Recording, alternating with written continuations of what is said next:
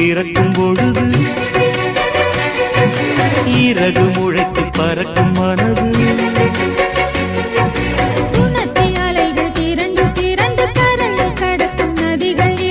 இமைதானே கண்ணை சேர்ந்தது எந்த இளநெஞ்சம் உன்னை சேர்ந்தது செம்பருத்தி செம்பருத்தி பூவை போல பெண்ணொருத்தி